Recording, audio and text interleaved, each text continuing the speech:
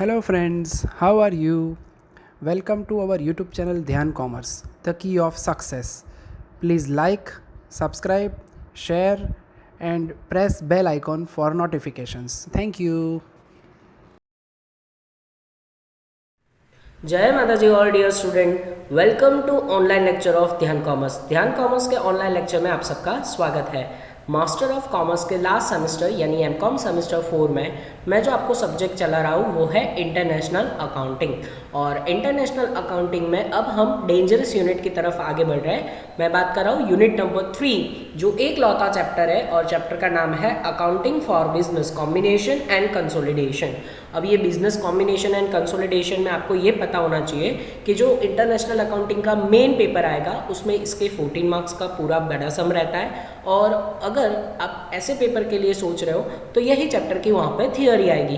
तो ये चैप्टर कुल मिला के आपको प्रैक्टिकल एंड थ्योरी दोनों अच्छी तरीके से कर लेना है। तो इंटरनेशनल अकाउंटिंग का let's start a suffer of unit number 3, accounting for business combination and consolidation. चलो तो सबसे पहले हम पावर पॉइंट प्रेजेंटेशन में ये वाले चैप्टर के कुछ इंपॉर्टेंट क्वेश्चन को कंसिडर कर लेते हैं, और जिसके बिना आप सम को सॉल्व नहीं कर पाओगे। तो सबसे पहला क्वेश्चन और most important question, explain the meaning and objective of business combination. ये बिजनेस कॉम्बिनेशन एक्चुअली है क्या, उसको आपको एक्सप्लेन करना है मीनिंग एंड ऑब्जेक्टिव के साथ। ये क्वेश्चन गुजरात यूनिवर्सिटी 2017 से लेके 19 तक पूछा है उन्होंने। तो सबसे पहले meaning of business combination, actually business combination क्या है, तो उसको आपको यहाँ पे एक पैराग्राफ में मैंने डेफिनेशन थ्रू समझाया हुआ है।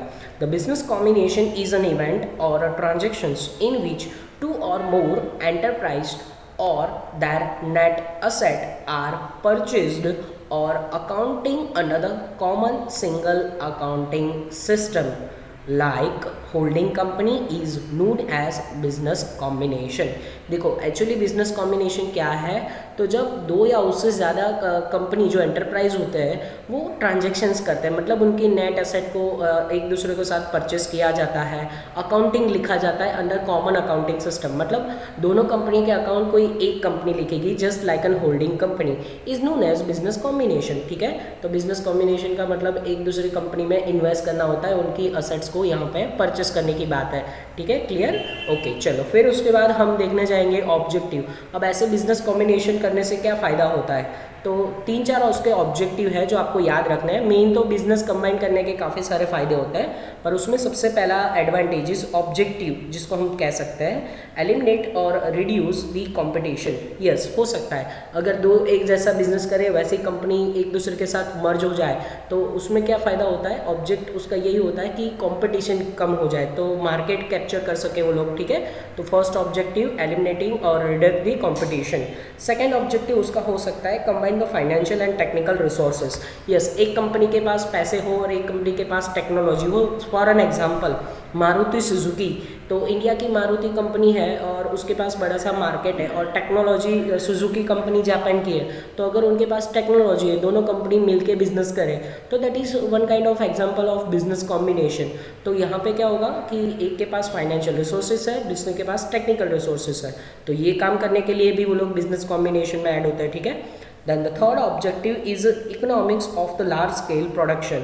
यस, बहुत सारा प्रोडक्शन करने के लिए, मार्केट कैप्चर करने के लिए भी दो कंपनी कंबाइन होती है, तो ये भी बिजनेस कॉम्बिनेशन का वन ऑफ द ऑब्जेक्टिव हो सकता है। मैं यहाँ पर आपको to the point shortly explain कर रहा हूँ, पर आप ये चीज़ अच्छी तरीके से एक्सप्लेन कर पाओगे क्योंकि आप ये चीज़ जानते हो। ठीक है, तो यहाँ पे बिजनेस कॉम्बिनेशन के ये ऑब्जेक्टिव है, उसमें वन लास्ट एक और ऑब्जेक्टिव ऐड कर दो, बेनिफिट ऑफ सेंट्रलाइजेशन। अब सेंट्रलाइजेशन का मतलब पता है कि काम आप बांट रहे हो, यानी कि जो काम जिसको करना है इसे सेंट्रलाइज जब आप करोगे सिस्टम को तो उसमें आपको ही, कंपनी को ही ज़्यादा फायदा होगा। बेनिफिट किसको होगा? एट द लास्ट कंपनियों को। तो यही ऑब्जेक्टिव के लिए वो लोग बिजनेस कॉम्बिनेशन में एंटर हो रहा है। तो ये हुआ हमारा फर्स्ट एकदम छोटा सा explanation meaning of business combination and objective, जो आपको ऑलरेडी मटेरियल कॉपी में डिटेल में दिया हुआ है। क्लियर?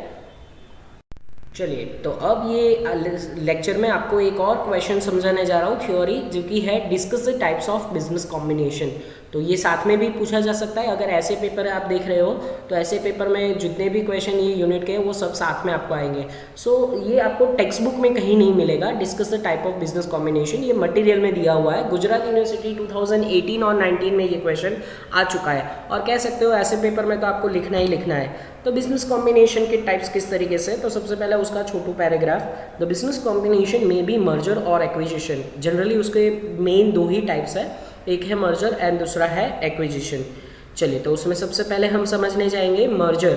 वी कैन से उसको बोला जाता है अमालगमेशन। तो वो क्या है, तो पैराग्राफ में आप देख सकते हो। सबसे पहले, व्हेन टू और more companies carrying a similar business decided to combine, a new company is form to take over the business, this process is known as amalgamation. जब दो या उससे ज़्यादा कंपनी जो सिमिलर बिजनेस कर रही है वो कंबाइन होने का सोचे, और दो कंपनी मिलके एक नई कंपनी फॉर्म करे, तो उसको हम क्या बोलेंगे, उसको बोलेंगे हम अमालगमेशन। फॉर एन एग्जाम्पल, जो नाम है दोनों कंपनी यहाँ पे कंबाइंड होती है। For an example, X limited plus Y limited is equal to X Y limited, और Hero limited plus Honda limited is equal to Hero Honda limited. आप मारुति सुजुकी का भी एग्जाम ले सकते हो। मतलब यहाँ पे एक्चुअली में क्या होता है, मर्जर अमालगमेशन में दोनों कंपनी कंटिन्यू रहती है, एक भी कंपनी बंद नहीं होती, मतलब दोनों साथ में मिलकर बिजनेस करेंगे, तो उसको क्या बोलेंगे हम, मर्जर, और वी कैन से अमालगमेशन। चलो, आप ये जानते हो। सेकंड, एक्विजिशन, उसका दूसरा नाम एब्जॉर्प्शन। किसी को एब्जॉर्ब कर लेना, मतलब एक कंपनी स्टार्ट रहेगी, दूसरी कंपनी बंद हो जाएगी। पहले सबसे पहले meaning, an acquisitions or takeover is a purchase of one business or company by another company or another business entity. Such purchase may be of 100% or nearly 100% of assets or ownership of equities of acquired entities.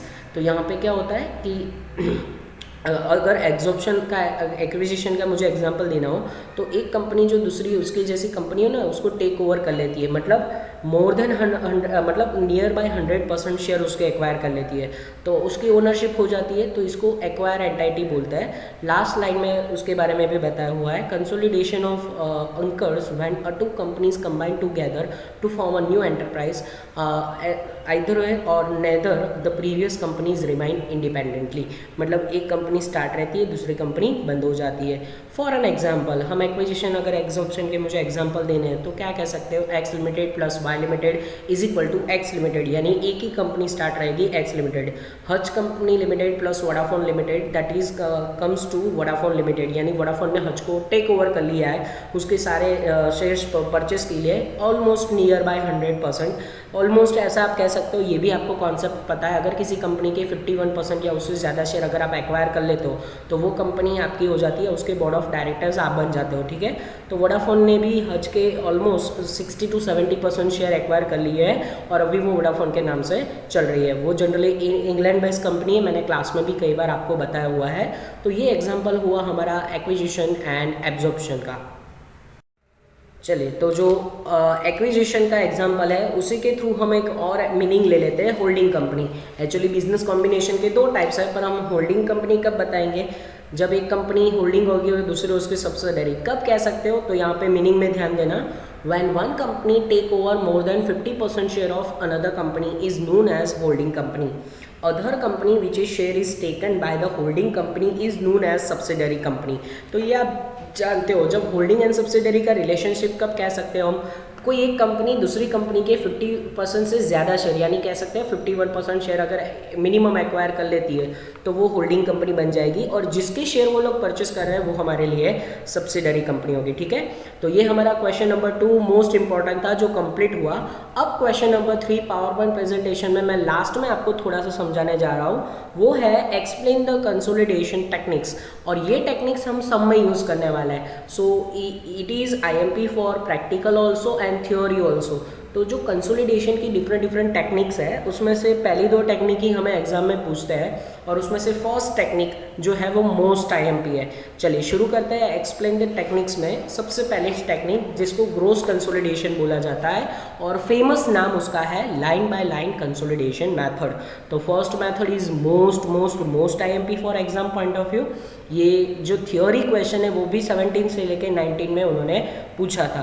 तो कब line by line method use करना है consolidation में, तो उसके लिए paragraph में ध्यान।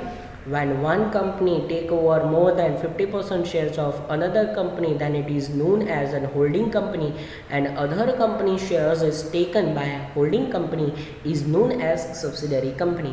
तो जो होल्डिंग एंड सब्सिडरी का रिलेशन हम बोल रहे थे ना, जब होल्डिंग का कॉन्सेप्ट हो यानी कि मोर देन 50% शेयर्स अगर एक्वायर किए हो तो हम कौन सी मेथड यूज़ करेंगे, लाइन बाय लाइन मेथड, जिसको ग्रोस कंसोलिडेशन भी बोला जाता है। एक सेकेंड लाइन वहाँ पे ध्यान, for the both company accounting purpose technique which is utilized for consolidation is known as line by line technique. तो यही कॉन्सेप्ट होगा जब होल्डिंग एंड सब्सिडरी का, तो वहाँ पे हम line by line method use करेंगे। चलो उसके बारे में थोड़ा सा और जानकारी। If investor company holds 100% shares of investing company then the all assets and liabilities gets more than 50% shares, for an example 60% share, then the remaining shareholders are called minority interest, for an example 40% of shares. यानी कि ये line हमें ये कहना चाहती है, जब अगर कोई कंपनी 51% से ज़्यादा शेयर, फॉर एग्जांपल चलो 60% शेयर हमने एक्वायर कर लिए, तो बाकी के जो 40% शेयर हो गए उसको बोला जाएगा माइनॉरिटी इंटरेस्ट। क्या बोला जाएगा इसको, माइनॉरिटी इंटरेस्ट। जो आप ऑलरेडी एमकॉम सेमेस्टर 4 में ये होल्डिंग का कंसेप्ट पढ़ चुके हो, तो माइनॉरिटी इंटरेस्ट लायबिलिटी होती है वो बैलेंस शीट साइड दिखाई जाती है, ठीक है। तो ये कॉन्सेप्ट आपको पता होना चाहिए लाइन बाय लाइन मेथड में। चलिए जो सेंटेंस मैंने अभी कहा था वो सेंटेंस यहाँ पे आपको पावर पॉइंट प्रेजेंटेशन में दिखा देता हूँ। यानी कि जो माइनॉरिटी इंटरेस्ट है, this minority interest will be disclosed on liability side of the consolidated balance sheet. यानी कंसोलिडेटेड बैलेंस शीट बनाओगे तो उसमें लायबिलिटी साइड आपको शो करना है। चलिए अब सेकेंड मेथड पे जाते हैं कंसोलिडेटेड टेक्निक की, वो है वन लाइन कंसोलिडेशन मेथड, जिसको इक्विटी मेथड भी कहा जाता है। 2 नाम है मेथड के, तो आप याद रखोगे, अगर एग्जाम में किसी नाम किसी यूटिलाइज किया गया हो तो आपको समझ जाना है वन लाइन कंसोलिडेशन मतलब इक्विटी मेथड, ठीक है। चलिए तो इसमें थोड़ा सा कॉन्सेप्ट अलग होगा, जहाँ पे आगे होल्डिंग एंड सब्सिडरी था, यहाँ पे इन्वेस्टी एंड इन्वेस्टर कंपनी होगा। चलो ध्यान दो इधर पैराग्राफ में, this method is just reform about the equity method, it is used for investor company and associate company. एक होती है इन्वेस्टर कंपनी जो शेयर परचेस कर रही है, एंड दूसरी उसकी एसोसिएट कंपनी कहलाती है। If the present company holds less than 50% shares in another company, then it is considered as investor company। देखो अगर मैं किसी और कंपनी के 50% से कम, यानी कि मान लो कि मैंने 30% या 40% शेयर एक्वायर किए, तो मेरी कंपनी इन्वेस्टर कंपनी कहलाएगी। And the investee company is called associate company, and जिसकी कंपनी में मैं इन्वेस्ट कर रहा हूँ उसको हम बोलेंगे एसोसिएट कंपनी। यानी कि एक कंपनी यहाँ पे इन्वेस्टर कंपनी होगी, दूसरी उसकी एसोसिएट कंपनी होगी। पर कब ये मेथड यूटिलाइज होती है, when less than 50% shares are hold. चलो अब बात करेंगे तीसरी हमारी मेथड की, जो एग्जाम पॉइंट ऑफ व्यू उसमें टेक्स्ट बुक में एक ही समय ये मेथड ज़्यादातर नहीं पूछते। नाम है प्रो रेटा कंसोलिडेशन मेथड, जिसको प्रोपोर्शनल कंसोलिडेशन मेथड भी बोला जाता है। तो 3 मेथड है जो ये चैप्टर में पूछी जाती है, उसमें से पहली मेथड ही हमारे लिए आईएमपी है। पर ये प्रो रेटा मेथड का मतलब क्या होता है, तो इसका मतलब ये होता है, this method is against assets and liabilities and profit and loss are consider on pro rata basis. मतलब आप एक दूसरी कंपनी में इन्वेस्ट कर रहे हो तो प्रो रेटा जितना इन्वेस्टमेंट किया उतना ही सिर्फ आप कंसोलिडेटेड बैलेंस शीट में दिखाओगे।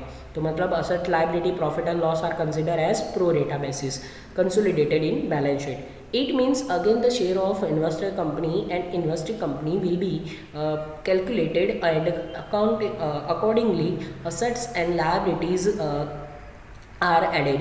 तो जितना आपने ऐड किया है उसी हिसाब से आप कैलकुलेट करोगे। तो मतलब अगर मैंने 40% किसी और कंपनी में इन्वेस्ट किया है तो मेरा 100% और सामने वाली कंपनी का सिर्फ सारा सब कुछ 40% ही मैं दिखाऊंगा। तो ये जब हम प्रैक्टिकल देखेंगे इसका एक सम, तब हमें ये चीज़ समझ में आएगी। जो कंपनी इन्वेस्ट कर रही है उसका 100% एंड जिस भी कंपनी में वो इन्वेस्ट कर रही है उसका उतनी परसेंटेज से प्रो रेटा बेसिस से सिर्फ वैल्यू दिखाना है। तो ये टोटल 3 टेक्निक हुई। शॉर्ट में अगर एक्सप्लेन करूँ तो लाइन बाय लाइन मेथड यानी कि होल्डिंग सब्सिडरी का कॉन्सेप्ट, वन लाइन मेथड अगर मैं बात करूँ, सेकंड मेथड जिसको इक्विटी मेथड बोला जाता है, वहाँ पे इन्वेस्टर एंड एसोसिएट कंपनी का प्रोस्पेक्टिव यानी 50% से कम अगर परचेस किया हो तो वन लाइन मेथड। एंड तीसरी प्रो रेटा है, वो तो ज़्यादातर यूज़ नहीं की जाती। ठीक है, तो पावर पॉइंट प्रेजेंटेशन में जो इतना हमने कॉन्सेप्ट समझा, ये 3 क्वेश्चन समझे, आपके लिए बहुत ही इंपॉर्टेंट है।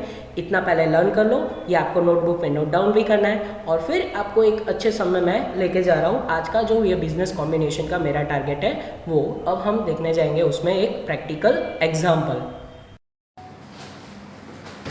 जय माता जी all dear student, welcome to online lecture of Dhyan commerce. Dhyan commerce के ऑनलाइन लेक्चर में आप सबका स्वागत है।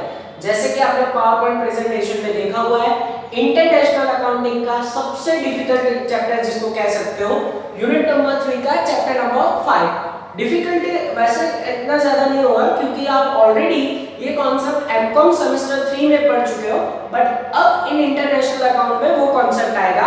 होल्डिंग एंड सब्सिडरी की मैं बात कर रहा हूँ। तो यूनिट नंबर जो हमारा 3 है, उसका ये चैप्टर नंबर 5 का नाम बिजनेस कंसोलिडेशन एंड कॉम्बिनेशन। आगे पावर पॉइंट प्रेजेंटेशन में आपने बिजनेस कॉम्बिनेशन क्या है वो देखा हुआ है, फिर उसके हमने अलग अलग टाइप्स ऑफ मैंने स्टडी करवाए, और थर्ड क्वेश्चन जो ये चैप्टर में आपको बिजनेस कॉम्बिनेशन की थ्योरी पढ़नी है। 3 technique, line by line technique जिसको ग्रोस कंसोलिडेशन बोला जाता है, फिर वन लाइन टेक्निक जिसको इक्विटी मेथड कहा जाता है, एंड थर्ड प्रो रेटा technique.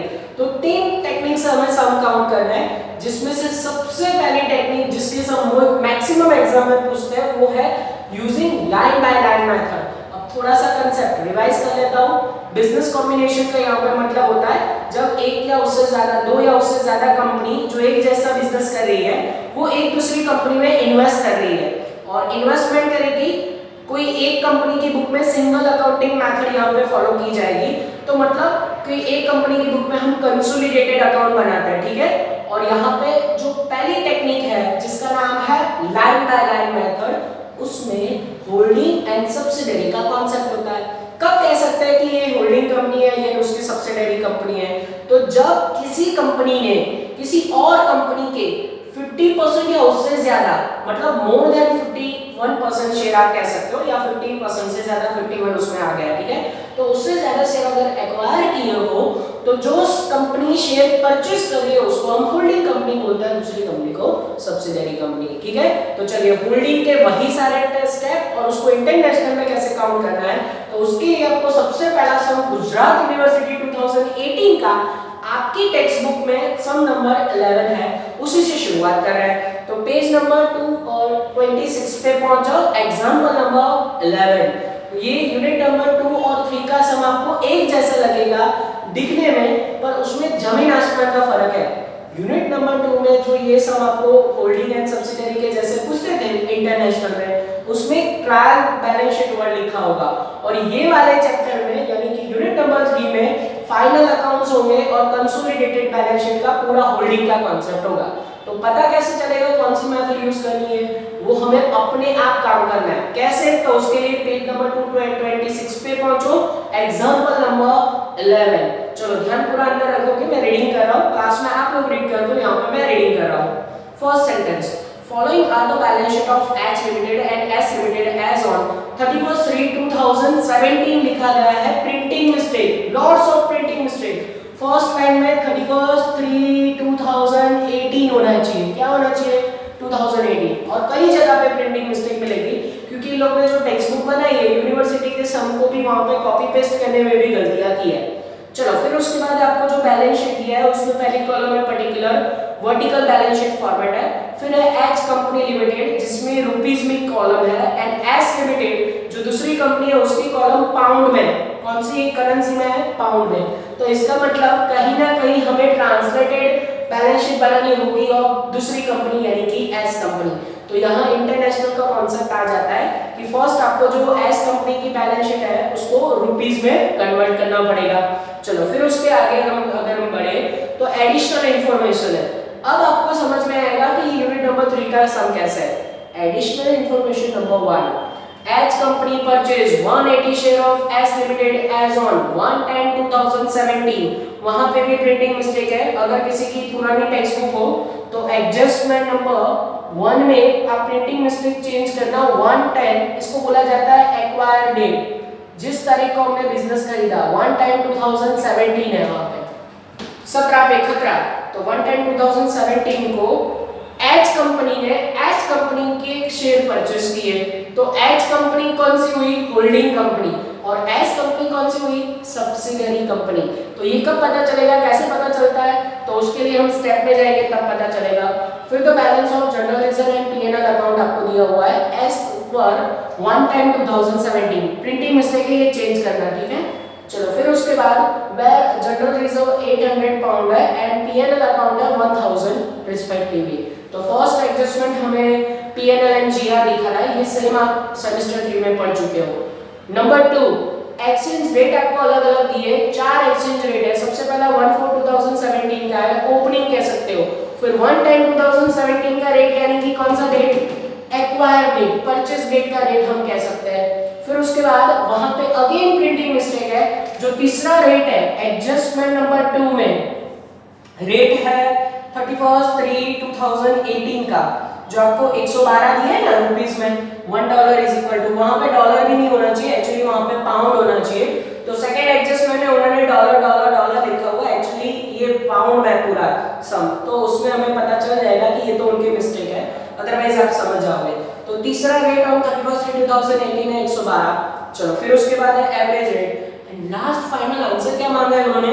Prepare consolidated balance sheet of H limited, यानी एच लिमिटेड की बुक में हम एच लिमिटेड बन जाएंगे और कंसोलिडेटेड बैलेंस शीट मांगी है। तो पर उससे पहले जो काम यहाँ पे हमें करना है वो स्टेप बाय स्टेप होगा। तो याद आएंगे आपको सारे होल्डिंग के स्टेप, देखते जाओ। सबसे पहले हमें होल्डिंग कंपनी का नाम लिख देना है, फिर सब्सिडियरी कंपनी का नाम लिख देना है एंड डेट ऑफ परचेज लिखना है। चलो स्टार्ट करूं मैं। सबसे पहले होल्डिंग कंपनी का नाम बोलो, क्या नाम है? तो यहाँ पे एच लिमिटेड, ये लिखा है एच लिमिटेड। बोलो सब्सिडियरी कंपनी का नाम एस लिमिटेड, तो ये मैंने लिखा है एस लिमिटेड। और डेट ऑफ परचेज, परचेज यानी कौन सी तारीख को हमें परचेज की है, तो वो डेट है 1/10/2017। क्लियर? चलो तो 3 इंफॉर्मेशन मेरे पास आ चुकी है। अब उसके बाद होल्डिंग के स्टेप्स याद करो। सबसे पहले A, B and C, 3 capital step. A step, share of holding company in subsidiary company, हम बन जाएंगे एच कंपनी और सामने वाली होगी हमारे लिए सब्सिडियरी कंपनी। कैसे? तो उसके लिए ध्यान दो, यहाँ पे होल्डिंग कंपनी के शेयर इन सब्सिडियरी कंपनी, मुझे यहाँ पे 180 शेयर्स दिखे। कहाँ दिखे? तो नीचे पैराग्राफ में फर्स्ट एडजस्टमेंट को देखो, एच कंपनी ने दूसरी कंपनी के 180 शेयर खरीदे हैं, पर एस कंपनी यानी सब्सिडियरी कंपनी के टोटल नंबर ऑफ शेयर कितने हैं उसके लिए ऊपर आपको बैलेंस शीट में जाना पड़ेगा।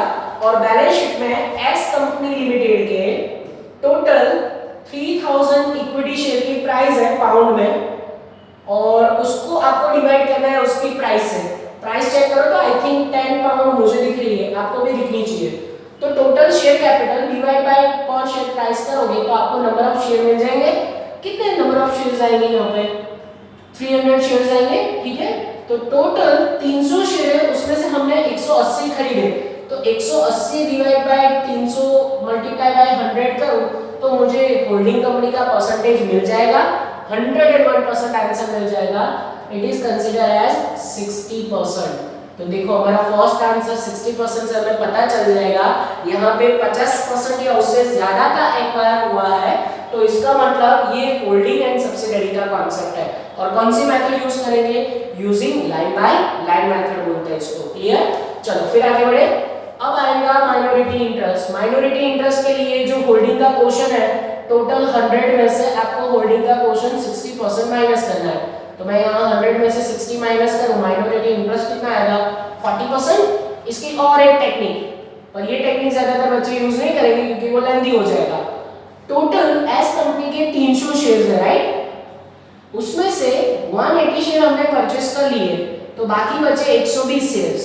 120 शेयर का हिस्सा अगर हम निकालें इस तरीके से 120 divide by 300 share total multiply by 100, तो ये आंसर भी 40% ही आने वाला है। क्लियर हो रहा है? तो दिस इज 2 टेक्निक, एक फाइंड आउट कर लिया, दूसरा ऑटोमेटिक मिल जाएगा। टोटल परसेंटेज में से होल्डिंग का पोर्शन माइनस करो, this is called minority interest, और ये बैलेंस शीट में दिखाया भी जाता है। अभी तो हमने सिर्फ परसेंटेज निकाले। तो फर्स्ट छोटे छोटे 2 स्टेप कंप्लीट हुए, उसके बाद हम जाएंगे dangerous step number 3, that is C step, yearly profit. और ईयरली प्रॉफिट अगर आपको फाइंड आउट करना है तो आपके पास ईयरली प्रॉफिट दो जगह पे होगा, एक होगा जीआर एंड दूसरा होगा पीएनएल, और उसका आपको बैलेंस शीट में से सबसे पहले क्लोजिंग बैलेंस सीडी कॉपी करना है। तो उसके लिए पहुंचो बैलेंस शीट में, सब्सिडियरी कंपनी के ऊपर आपकी नजर होनी चाहिए। मुझे दिखा जीआर ऑफ सब्सिडियरी कंपनी 2000 मिला और पीएनएल अकाउंट दैट इज 1800। ध्यान देना ये क्लोजिंग मैंने लिखा, उसमें से आप माइनस करो आपके पास जो एडजस्टमेंट में है वो, उसको बोला जाता है परचेस का डेट का बैलेंस। ठीक है, तो उसको हम बैलेंस ब्रॉट डाउन बोलेंगे, यानी कि शुरुआत का कब परचेस किया है 110 को 1/10/2017 को हमने जो परचेस किया है वो बैलेंस यहां से माइनस करो, कितना है देखो तो एडजस्टमेंट में सबसे पहला एडजस्टमेंट मुझे दिखा 800, फिर मुझे दिखा यहाँ पे 2000 नहीं 1000 है। ठीक है, चलो करेंगे माइनस, तो हमारे पास ये जो ईयरली प्रॉफिट है उसका आंसर आएगा। यहाँ पे आंसर कितना आएगा, तो यहाँ पे आंसर आई थिंक 1200 आएगा और यहाँ पे आई थिंक 800 आएगा, और टोटल इन दोनों का करें तो आई थिंक 2000 आ रहा है। क्लियर, ये हमें मिल चुका है हमारा पहला C step that is yearly profit.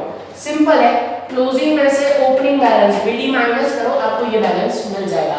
यहाँ तक अगर कोई डाउट नहीं है तो अब हमारे सबसे इंपॉर्टेंट स्टेप ये दोनों है, स्मॉल ए स्मॉल बी, जिसको बोला जाएगा, एक को बोला जाएगा कैपिटल प्रॉफिट, दूसरे को बोला जाएगा रेवेन्यू प्रॉफिट। कैपिटल प्रॉफिट का मतलब क्या होता है, on the date of purchase का प्रॉफिट। रेवेन्यू प्रॉफिट का मतलब क्या होता है, आफ्टर डेट ऑफ परचेस का प्रॉफिट। कैपिटल मतलब आपने जो दूसरी कंपनी को परचेस किया है उससे पहले वाला प्रॉफिट, डेट ऑफ परचेस से पहले वाला, और ये रेवेन्यू का मतलब होता है खरीदने के बाद वाला प्रॉफिट। और प्रॉफिट कितनी जगह पे होगा, एक होगा जीआर में, दूसरा होगा पीएनएल अकाउंट में। चलो तो ये दोनों हम राइट डाउन अगर मुझे करना हो तो on the date of purchase यानी 1/10 से पहले का प्रॉफिट। अब यहाँ देखो तो पहले का प्रॉफिट यानी कौन सा, ये खरीदने की तारीख का 1/10 से आपको ये प्रॉफिट दिया है 800 एंड 1000, तो इसको आप बता सकते हो कि ये टोटल जो 1800 है हमारे लिए वो रेवेन्यू प्रॉफिट कैपिटल प्रॉफिट है। कह सकते हो, कैसे कह सकते हो, क्योंकि 1/10 से पहले का ही आपको पीएनएल एंड जीआर दिया हुआ है 1/10 तक का, तो एडजस्टमेंट नंबर 1 से आप कह सकते हो कि यही हमारे लिए कैपिटल प्रॉफिट है।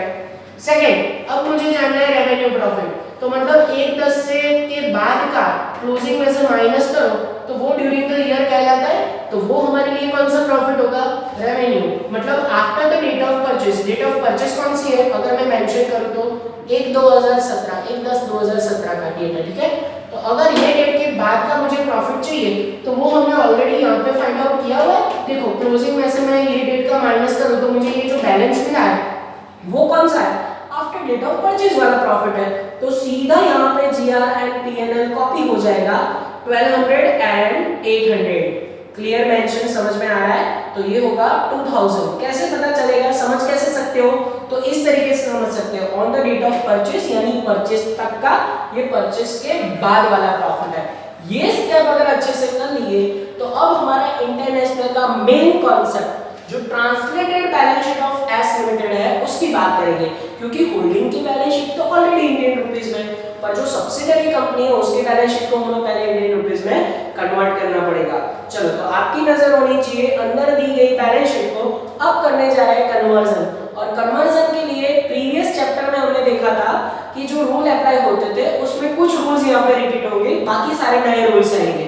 तो जो भी ओनर्स कैपिटल या रिजर्व सरप्लस बाकी की सब कुछ चीजें मॉनिटरी के अलावा उसको हम most of the time acquire date यानी परचेस डेट का रेट अप्लाई करेंगे। कौन सा रेट अप्लाई करोगे, परचेस डेट का रेट। और दूसरी चीज आपको ये सीखनी है, कोई भी मॉनेटरी आइटम्स हो यानी कि करंट असेट करंट लायबिलिटी, तो उसको आप रेट अप्लाई करोगे जो आगे करते थे क्लोजिंग रेट। कौन सा रेट, क्लोजिंग। और कुछ चीजें ड्यूरिंग द ईयर होगी जैसे कि ये रेवेन्यू प्रॉफिट, तो उसके लिए आपको सिर्फ एवरेज रेट अप्लाई करना है। कैसे, तो उसके लिए सबसे पहले ये translated balance sheet of subsidiary company में ध्यान, कॉलम कितनी बनेगी, तो सबसे पहले आएगा पर्टिकुलर, फिर उसके बाद आएगा pound, exchange rate and amount in rupees. चलो इसको थोड़ा सा यहाँ पे लिख देता हूँ, डेट ऑफ परचेस को, तो आपको अच्छे से दिखे, date of purchase that is 1/7/2017। चलो फिर उसके बाद यहाँ पे एक लाइन खींच लेता हूँ तो आपको अच्छे से ये ट्रायल बैलेंस शीट दिख जाए, सॉरी ये फाइनल जो ट्रांसलेटेड बैलेंस शीट है उसमें आपका ध्यान जाए। सबसे पहले इक्विटीज एंड लायबिलिटी, और उसमें शेयर होल्डर फंड उन्होंने लिखे हैं तो हम भी वही हेडिंग लिखेंगे, शेयर होल्डर फंड। चलो ध्यान देना है यहाँ पे, देखते देखते ये काम खत्म हो जाएगा। फिर उसमें सबसे पहले इक्विटी शेयर, राइट। चलो सब्सिडरी कंपनी की इन पाउंड में इक्विटी शेयर कैपिटल कितनी है, 3000 है। अब आपको पता है इसको कन्वर्ट करने के लिए एक्सचेंज रेट लेना है, तो एक्सचेंज रेट आप कौन सा लोगे, डेट ऑफ परचेस का लोगे, यानी कि एक्वायर डेट का रेट लोगे। कौन सा रेट, एक्वायर डेट। तो खरीदा है तब का रेट कितना है बोलो तो 110, तो ये स्टार रेटिंग, आपको ये समझ में आना चाहिए। चलो फिर उसके बाद उसमें ऐड किया जाता है बी नंबर, ये एक नंबर है, उसको उन्होंने स्मॉल ए स्मॉल बी का है, जो भी एक्वायर किया हो। इसमें रिजर्व्स एंड सरप्लस प्लस होता है। क्या होता है, रिजर्व्स एंड सरप्लस प्लस होता है, ठीक है। तो उसमें भी हमारे पास दो है, एक है जीआर एंड दूसरा है पीएनएल। अब उसमें आपको ये पता चलना चाहिए कि ये जो रिजर्व्स एंड सरप्लस है, कैपिटल एंड रेवेन्यू जीआर, इसको दो पार्ट में डिवाइड किया गया है एक्चुअली। एक है कैपिटल प्रॉफिट एंड दूसरा है रेवेन्यू प्रॉफिट। ये जो दो टुकड़े किए मैंने, ये क्यों किए, क्योंकि ऑलरेडी जीआर एंड पीएनएल को हमने दो पार्ट में डिवाइड कर दिया है। कुछ पार्ट हमारे लिए कैपिटल है और कुछ पार्ट रेवेन्यू है। ये आगे वाले step number A and B का हिस्सा है। तो ए नंबर ये है, ये बी नंबर है। कितना है कैपिटल प्रॉफिट हमारे पास, 1800 पाउंड एंड 2000 पाउंड। देखो सबसे पहले मैंने पाउंड में लिख दिए वैल्यू। अब इसको कन्वर्जन के लिए रेट कौन सा अप्लाई करेंगे वो ज्यादा इंपॉर्टेंट है। कैपिटल प्रॉफिट है तो उसको अगेन डेट ऑफ एक्वायर, अगर परचेस से पहले का कोई है वैल्यू तो उसको डेट ऑफ एक्वायर अप्लाई करेंगे, यानी 110। पर जो रेवेन्यू प्रॉफिट है उसके लिए रेट को करो मोस्ट टाइम पे टिक मार्क। यहां रेट जो लेंगे वो लेंगे average rate. Reason average rate लेने का, क्योंकि revenue profit date of purchase के बाद होता है, तो मतलब जितने टाइम पीरियड का होगा वो ड्यूरिंग द ईयर का होगा। तो रेवेन्यू ऑलवेज कौन से रेट से लिया जाएगा, अगर ड्यूरिंग द ईयर है तो एवरेज। तो एवरेज रेट चेक करो तो आई थिंक 111, तो ये हमारे लिए स्टार रेटिंग हुआ। चलो फिर उसके बाद क्या करेंगे, तो फिर उसके बाद सेकंड स्टेप पे जाएंगे, नंबर 2। नंबर 2 में वहां पे आ रहा है नॉन करंट लायबिलिटी, और नॉन करंट लायबिलिटी में मुझे सिर्फ दिख रहा है लॉन्ग टर्म बोरोइंग। चलो लॉन्ग टर्म बोरोइंग के लिए मेरे पास वैल्यू है 2000, राइट। इसको कन्वर्जन के लिए अगेन ये मॉनेटरी नॉन मॉनेटरी का कांसेप्ट नहीं, only current asset and liability को ही आप क्लोजिंग रेट अप्लाई करोगे। इसको भी अगेन डेट ऑफ एक्वायर, यानी एक्वायरिंग डेट का ही रेट अप्लाई करोगे 110। ये कॉन्सेप्ट यहाँ पे नया है। फिर उसके बाद तीसरा अगर पॉइंट देखो तो वो आ रहा है करंट लायबिलिटी, और उसमें सीधी मेरे जो वैल्यू दिख रही है 1200। उसको कौन सा रेट अप्लाई करोगे, that is monetary closing rate. Closing rate check करो तो यस, क्लोजिंग रेट मेरे पास है 112। ये प्रिंटिंग मिस्टेक है, मैंने चेंज करवाई है। क्लोजिंग रेट में उन्होंने डेट में गड़बड़ किया, ठीक है। चलो तो दैट मींस एक साइड का हमारा काम हो जाएगा। इसको यहाँ पे हम टोटल भी देख सकते हैं बाद में, पर अभी के लिए अगर हम आगे बढ़े तो दूसरी जो हमारी साइड है दैट इज असेट साइड, उसको कंसीडर कर लेते हैं। Number B, assets. चलो हेडिंग्स तो उन्होंने ऑलरेडी दिए हुए हैं। असेट साइड सबसे पहला हेडिंग ध्यान दो अंदर, तो असेट साइड मुझे सबसे पहले दिख रहा है फिक्स असेट। तो फिक्स असेट मुझे डॉलर यानी कि पाउंड दिख रहा है 2800, ठीक है। फिक्स असेट 2800, इसको भी डेट ऑफ एक्वायर यानी 110 का रेट अप्लाई कर सकते हैं, राइट। सारी चीजों को एक्वायरिंग, अगर फिक्स असेट के लिए अलग से रेट दिया हो तो वो अप्लाई करेंगे, अदरवाइज एक्वायरिंग रेट। फिर उसके बाद मुझे तो सिर्फ करंट असेट दिख रही है, ये नंबर 1। नंबर 2 में आप इन्वेस्टमेंट ले सकते हो, पर अभी के लिए नंबर 2 सीधा करंट असेट। और करंट एसेट में मुझे तो 3 दिख रही है। सबसे पहले है इन्वेंटरी, ध्यान देना इन्वेंटरीज, फिर उसके बाद है डेटर, देन उसके बाद है कैश एंड बैंक बैलेंस। चलो फिर वो वैल्यू कितनी है 3400, 2200 एंड 1600।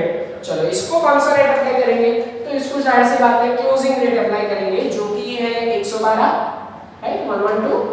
तो ये हमारे लिए कन्वर्टेड ट्रायल बैलेंस शीट में कौन कौन से रेट अप्लाई करने हैं ये हमें यहाँ पे मिल चुका है। अब हमारा काम इतना इजी है कि सिर्फ हमें यहाँ पे मल्टीप्लाई करके आंसर लिखते जाना है और देखना है कि कहीं पे कोई डिफरेंस आ रहा है। डिफरेंस आएंगे तो उसको फॉरेन एक्सचेंज फ्लक्चुएशन अकाउंट में लेके जाना है। चलो कन्वर्जन स्टार्ट करें, ऊपर से वैल्यू लिखना स्टार्ट कर रहा हूँ। सबसे पहले में आएगी 3,30,000, लिखते जाओ 330।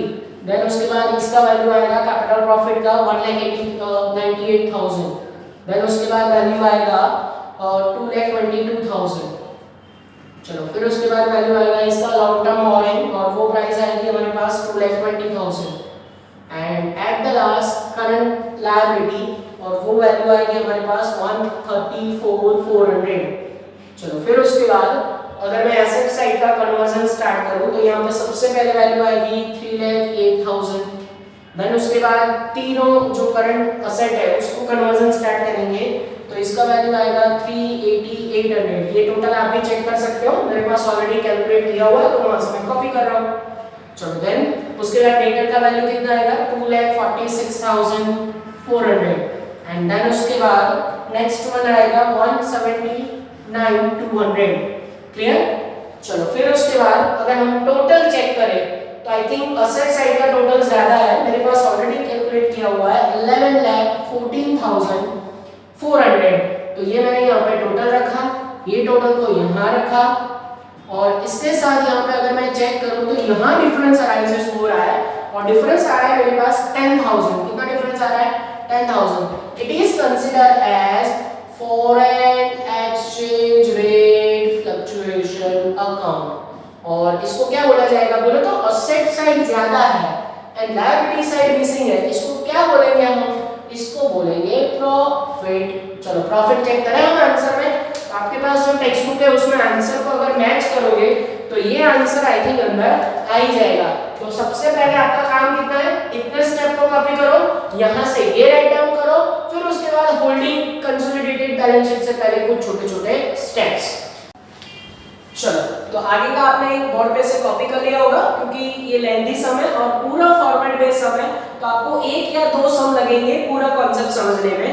तो फॉर्मेटिंग वाइज आपने एमकॉम सेमेस्टर 3 में ये देखा हुआ था कि होल्डिंग और सब्सिडियरी कंपनी का कैलकुलेशन कैसे होता है और कंसोलिडेटेड बैलेंस शीट भी कैसे बनाते हैं। तो वही चीज आपको यहाँ पे दोबारा काम में आने वाली है। जब हमारा फाइनल आंसर जो उन्होंने पूरे 14 मार्क्स आपको मिलेंगे या फिर जनरल ऑप्शन में 20 मार्क्स मिलेंगे, तो वो आपको मिलेंगे कंसोलिडेटेड बैलेंस शीट के एज ऑन 31/3/2018, यानी होल्डिंग कंपनी की बुक में आपको फाइनल आंसर बैलेंस शीट मांगा है, और हम जानते हैं अगर बैलेंस शीट का टोटल आ जाए तो आपको पूरे मार्क्स। बट उसके लिए अब आपको छोटे-छोटे 3 स्टेप कंसोलिडेटेड बैलेंस शीट से पहले कैलकुलेट करना है, और वो 3 स्टेप कौन सा है, तो कॉन्सेप्ट देखते जाना और फॉर्मेट को पकड़ के चलना है। तो सबसे पहले number 1 calculation of capital reserve या फिर गुडविल, आपको आइदर कैपिटल रिजर्व मिलेगा या गुडविल। हम एज अ होल्डिंग कंपनी सामने वाली सब्सिडियरी कंपनी में जो जो इन्वेस्ट कर रहे हैं वो यहाँ पे आएगा, शेयर ऑफ होल्डिंग कंपनी बोला जाता है, इसको क्या बोला जाता है, शेयर ऑफ होल्डिंग कंपनी। कौन कौन सी जगहों पे लेना है तो फॉर्मेट समझ लो, share of holding company in equity capital, share of holding company in equity dividend as well as share of holding company in capital profit. ये 3 जगह पे होल्डिंग कंपनी का शेयर लेके उसको इंट्रिंसिक वैल्यू बोला जाता है। उसमें से परचेस प्राइस हमने जो सामने वाली कंपनी को पे किया वो माइनस करो तो आपको आंसर मिलेगा either capital reserve either goodwill, दोनों में से कोई एक आंसर आएगा। ठीक है, तो ये हमारा स्टेप नंबर 1 रहेगा। स्टेप नंबर 2 रहेगा माइनॉरिटी इंटरेस्ट। अब माइनॉरिटी इंटरेस्ट किसको बोला जाता है, तो जो हिस्सा हमने परचेस नहीं किया है, यहाँ पे याद करो 40% हिस्सा है, तो हम एज अ होल्डिंग कंपनी इसको बोला जाता है इंटरेस्ट ऑफ होल्डिंग कंपनी। तो माइनॉरिटी इंटरेस्ट कौन कौन सी जगह पे फाइंड आउट करना है, सबसे पहले interest of holding company in equity capital, interest of holding company in capital profit, interest of holding company in revenue profit also, और देन उसके बाद जो प्रॉफिट एंड लॉस का डिफरेंस आया था ना उसमें भी इंटरेस्ट यहाँ पे कंसीडर करेंगे परसेंटेज में, तो हमें माइनॉरिटी इंटरेस्ट का आंसर मिल जाएगा। फिर उसके बाद step number 3 share of holding company in revenue profit. हम एज अ होल्डिंग कंपनी यहाँ पे रेवेन्यू प्रॉफिट नहीं लिया था, सीआर एंड गुडविल में देख सकते हो आपने यहाँ पे कहीं रेवेन्यू प्रॉफिट नहीं आता, तो स्टेप नंबर 3 में होल्डिंग कंपनी का रेवेन्यू प्रॉफिट में हिस्सा। ये 3 स्टेप फाइंड आउट कर लो, इसके आंसर जाएंगे कंसोलिडेटेड बैलेंस शीट में, और कंसोलिडेटेड बैलेंस शीट का वही फॉर्मेट रहेगा। और कैसे ये काम करना है, तो अब सब में वापस पहुंचो। 3 स्टेप में सबसे पहले काउंटिंग करेंगे, और सबसे पहले मैं लेने जा रहा हूँ step number 1 either capital reserve either goodwill. सबसे पहले share of holding company in equity capital. चलो इक्विटी शेयर कैपिटल कितनी है, आपके पास ऑलरेडी ट्रांसलेटेड बैलेंस शीट है, वहां से एस कंपनी की सब कुछ वर्ष एस लिमिटेड का करना है। चलो कितनी थी equity share capital, I think 3,30,000 थी। ठीक है, ये आपके पास ऑलरेडी स्टेप नंबर आगे गिना हुआ है ट्रांसलेटेड फाइनल बैलेंस शीट में, और होल्डिंग कंपनी का हिस्सा यहाँ पे 60%, चलो इतना मल्टीप्लाई करेंगे तो हमारे पास आंसर आ जाएगा। यस, पहला आंसर आएगा 1,98,000। फिर उसके बाद share of holding company equity dividend. क्या यहाँ पे डिविडेंड का कोई एडजस्टमेंट था कि डिविडेंड पेड करना बाकी है कि नहीं? तो पहला समय इसलिए इक्विटी शेयर डिविडेंड है ही नहीं, तो डैश। फिर उसके बाद share of holding company equity का कैपिटल प्रॉफिट। कैपिटल प्रॉफिट कहाँ है? तो ऑलरेडी ट्रांसलेटेड आपके पास बैलेंस शीट है, वहां से कैपिटल प्रॉफिट को कॉपी करो। एस लिमिटेड का कैपिटल प्रॉफिट है 1,98,000। कहाँ दिया है ये प्रॉफिट? ऑलरेडी इंडियन रुपीस में हमने कन्वर्ट किया हुआ है नेक्स्ट प्रीवियस बैलेंस शीट में। उसका सिर्फ 60% हिस्सा लेना है। कितना परसेंट लेना है? 60%। तो 1,98,000 का 60% निकालो और 60% जैसे निकालोगे होल्डिंग कंपनी का यहाँ पे हिस्सा आएगा 1,18,800। ठीक है, तो ये तीन चीजों पे हमें देखना है, सेकंड अभी है नहीं। इन दोनों का टोटल करो तो उसको बोला जाता है इंट्रिंसिक वैल्यू। आंसर आएगा 3,16,800। जितना फर्स्ट समय फॉर्मेट याद रख लोगे आगे जाके काम में आने वाला है। उसमें से लेस करना है आपको परचेस प्राइस। अब कोई बोलेगा सर परचेस प्राइस कहाँ है? तो ऊपर जो आपको बैलेंस शीट दी गई ना, वहां पे ध्यान दो। बैलेंस शीट में asset side non current investment करके 180 शेयर पे एस लिमिटेड ने जो 4 लाख प्राइस पे किया है एक्स कंपनी की कॉलम में, हमने as a holding company investment में कब दिया होता है कि हमने वहां पे एस कंपनी में इन्वेस्टमेंट किया है, वो दिया हुआ है 4 लाख, तो वो हमारे लिए परचेस प्राइस हुई। अब देखो ये कंपनी की हमारे पास वैल्यू आ रही है 3,16,800 और सामने हमने परचेस प्राइस 4 लाख पे किया। आंसर माइनस में जा रहा है। कितना जा रहा है आंसर माइनस में? यस, आंसर जाएगा 83,200। इसको क्या बोलोगे? बोलो तो इंट्रिंसिक वैल्यू से परचेस प्राइस ज्यादा है, गुडविल या कैपिटल रिजर्व?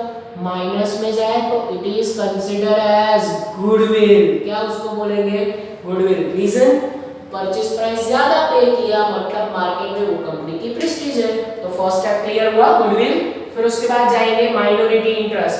ये नहीं कंसोलिडेटेड बैलेंस शीट में दिखाया जाएगा। ठीक है, चलो माइनॉरिटी इंटरेस्ट भी बैलेंस शीट में दिखाया जाएगा। और कैलकुलेशन कैसे करेंगे? Start from holding company share in equity capital. चलो इक्विटी शेयर कैपिटल अभी हमने ऊपर कॉपी किया था 3,30,000। उसका माइनॉरिटी इंटरेस्ट यानी कि हिस्सा कितना? 40%। तो ये आपको समझ में आना चाहिए कि माइनॉरिटी इंटरेस्ट यानी कि हिस्सा है 40%। तो निकालो इसके 40%, वैल्यू हमारे पास आएगी 1,32,000। चलो फिर उसके बाद आगे बढ़े हम, तो interest of holding company in capital profit. अभी हमने कैपिटल प्रॉफिट यहाँ पे लिखा था 1,98,000। अब उसका 40% निकालना है, निकालो 40%। तो ये आंसर हमारे पास आएगा 79,200। चलो फिर उसके बाद उसमें एक और जोड़ो, interest of holding company in revenue profit. अब ये रेवेन्यू प्रॉफिट कहाँ है? अगेन ट्रांसलेटेड बैलेंस शीट आपके पास है, वहां से एस कंपनी की रेवेन्यू प्रॉफिट को कॉपी करो।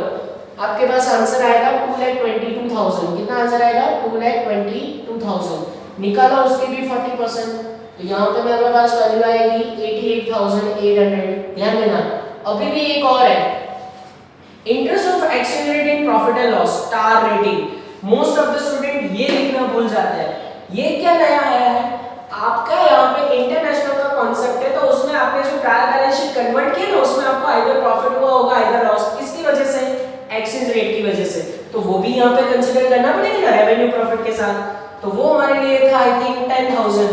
ठीक है, प्रॉफिट था, उसका भी 40% लेना पड़ेगा। स्टार रेटिंग अगेन बोल रहा हूँ, तो यहाँ पे आई थिंक 4,000 आंसर आएंगे, क्योंकि 10,000 के 40% 4,000 होते हैं। ठीक है, तो इसका टोटल हमारे लिए माइनॉरिटी इंटरेस्ट है। वैल्यू बोले तो माइनॉरिटी इंटरेस्ट की 3,04,000।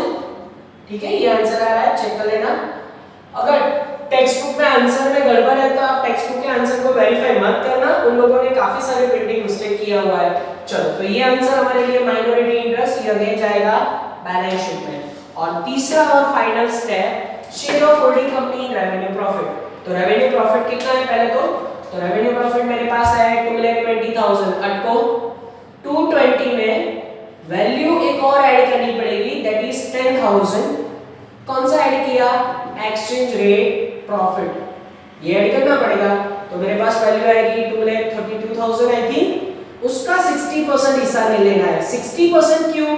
क्योंकि यहाँ पे होल्डिंग कंपनी का प्रॉफिट है इन रेवेन्यू, होल्डिंग कंपनी का शेयर है इन रेवेन्यू प्रॉफिट। तो दैट मींस कि यहाँ पे सिर्फ कैपिटल रिजर्व एंड गुडविल के लिए प्रॉफिट नहीं लिया था, जो कि यहाँ पे हम कंसीडर कर रहे हैं। सेकेंड स्टेप में सभी 40% थे, ठीक है। तो चलो इसका 60% निकाले हम, तो होल्डिंग कंपनी का रेवेन्यू प्रॉफिट में हिस्सा कितना होगा, तो वो आंसर हमारे पास आएगा 1,39,200। तो ये तीसरा हमारा फाइनल आंसर आ चुका है। और ये तीनों आंसर का यूटिलाइजेशन हम फाइनल कंसोलिडेटेड बैलेंस शीट में करेंगे। अब कंसोलिडेटेड बैलेंस शीट के लिए सिंपल है, होल्डिंग का ऑलरेडी इंडियन रुपीस में है, जो सब्सिडियरी कंपनी का यहाँ पे हमें लेना है वही यहाँ से कॉपी करेंगे। बाकी सब कुछ आएगा सिर्फ और सिर्फ होल्डिंग कंपनी का। सब्सिडियरी कंपनी की वही चीजें लिखोगे जो आप अंडरटेकन कर रहे हो, मतलब आप टेक ओवर कर रहे हो।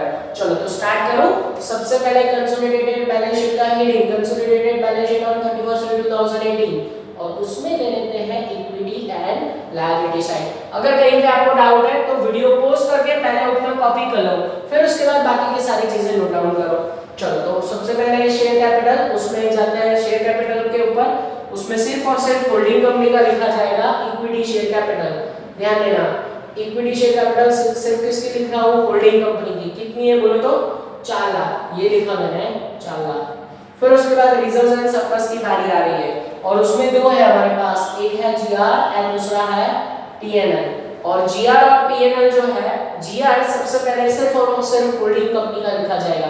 ये रूल है कंसोलिडेटेड बैलेंस शीट के रूल है, सिर्फ और सिर्फ होल्डिंग कंपनी। तो जीआर होल्डिंग कंपनी का बोलो तो कितना है हमारे पास 1,60,000। एंड देन उसके बाद जब पीएनएल की बारी आती है, उसमें होल्डिंग कंपनी का कॉपी करेंगे, प्लस उसमें जो हमारा हिस्सा है, यानी कि हम as a holding company subsidiary company की रेवेन्यू प्रॉफिट, तो उसमें रेवेन्यू प्रॉफिट तो क्या करना पड़ता है हमें, प्लस। तो इसमें सिर्फ एक रेवेन्यू प्रॉफिट प्लस होगा, और रेवेन्यू प्रॉफिट हमारे पास ऑलरेडी स्टेप में कैलकुलेट किया हुआ है। कौन से स्टेप में, स्टेप नंबर 3 में। तो सबसे पहले PNL of holding company copy करेंगे। तो होल्डिंग कंपनी का पीएनएल मेरे पास है 1,40,000। ध्यान देना, उसमें ये जो स्टेप नंबर 3 में आंसर है ना, रेवेन्यू प्रॉफिट में हिस्सा, ये 1,39,200 वो ऐड करना है, क्योंकि वो तो साइंस सी बात है कि हम उतना होल्डिंग कंपनी का जो हिस्सा है वो यहाँ पे revenue profit during the year होता है, वो तो प्लस करना पड़ेगा। चलो इसको प्लस करेंगे तो आई थिंक 2,79,200 आंसर आएगा, ठीक है। अब देखो बैलेंस शीट का प्रॉपर टेक्निक, ये हेडिंग ए जैसे इक्विटी एंड रिजर्व सरप्लस खत्म हुआ, एक मेन टोटल बाहर जाएगा। बैलेंस शीट में जो हेडिंग्स होते हैं उसके ही मेन टोटल लास्ट कॉलम में जाने चाहिए। प्रॉपर फॉर्मेटिंग ये इसको बोलते हैं। जितना हो सके अच्छा फॉर्मेटिंग करो तो मार्क्स आपको पूरे मिल सकते हैं। चलो यहाँ पे इसका टोटल कितना जाएगा, तो इसका एक टोटल किया जाएगा जो कि हम लास्ट में करेंगे। फिर उसके बाद हम जाएंगे नॉन करंट लायबिलिटी में, और उसमें हमारे पास है लॉन्ग टर्म बोरोइंग। चलो लॉन्ग टर्म बोरोइंग पहले होल्डिंग कंपनी की बोलो, holding company as well as अब बात करेंगे सब्सिडियरी कंपनी। होल्डिंग कंपनी की मेरे पास है 3 लाख, और सब्सिडियरी कंपनी की कहां से मिलेगी, तो वो आपने जो ट्रांसलेट किए वहां से मिलेगी 2,20,000, और आंसर आएगा 5,20,000। आप ये टोटल बाहर रख सकते हो, राइट, क्योंकि बैलेंस शीट में फाइनल टोटल्स बाहर जाएंगे। और फिर बात कर रहे हैं करंट लायबिलिटी की, उसमें भी मेरे पास दो होगी, एक होगी होल्डिंग कंपनी, दूसरा होगा सब्सिडियरी कंपनी। होल्डिंग कंपनी की मेरे पास अंदर जो क्वेश्चन है उसमें दिया है 2 लाख, और सब्सिडियरी कंपनी की आपको ट्रांसलेटेड बैलेंस शीट में से मिलेगी, और उसका वैल्यू हमारे पास है 1,34,400। कहां से आया ये सब्सिडियरी कंपनी का, आपके ट्रांसलेटेड बैलेंस शीट में से, और इन दोनों का टोटल है 3,34,400, 3,34,400, ठीक है। चलो इसमें एक और जोड़ देना है आपको, minority interest, star rating. Minority interest अगर आपके पास आया हुआ है तो वो करंट लायबिलिटी के साथ नहीं दिखाया जाएगा, अगर भूले तो मार्क्स कटिंग। कहां से आया, स्टेप नंबर 2 में से। स्टेप नंबर 2 जो हमने मेहनत करके कैलकुलेट किया हुआ है, वहां से माइनॉरिटी इंटरेस्ट मेरे पास 3,04,000 है, तो ये भी यहाँ पे लिखना पड़ेगा। अगर गलती से यहाँ पे कैपिटल रिजर्व आया होता स्टेप नंबर 1 में, तो कैपिटल रिजर्व भी यहाँ पे रिजर्व में मुझे शो करना पड़ता, क्योंकि वो पार्ट ऑफ आंसर है। इसका मतलब बैलेंस शीट के एक साइड का टोटल हम कर सकते हैं, यस डेफिनेटली कर सकते हैं। तो सबसे पहले ऊपर का हेडिंग का टोटल 4 लाख, टोटल में यहाँ पर कोई हेल्प नहीं है तो मैं अपने आप टोटल कर रहा हूँ 160, 279, 200, ये टोटल आएगा 8,39,200, and total of this side is 19,96,200, 97,600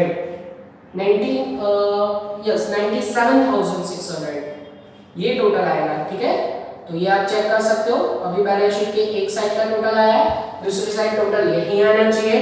फिर से बता रहा हूँ, आंसर में उनकी कुछ प्रिंटिंग मिस्टेक हो सकती है, पर यहाँ पे हम जो ये काम कर रहे हैं बाकी के आंसर मैच हो जाएंगे, तो आपको इसी वे में आगे बढ़ना है। चलो अब बात करेंगे असेट साइड की। उसमें सबसे पहले नॉन करंट असेट, और नॉन करंट असेट में अंदर चेक करो तो आई थिंक फिक्स असेट ही है, राइट।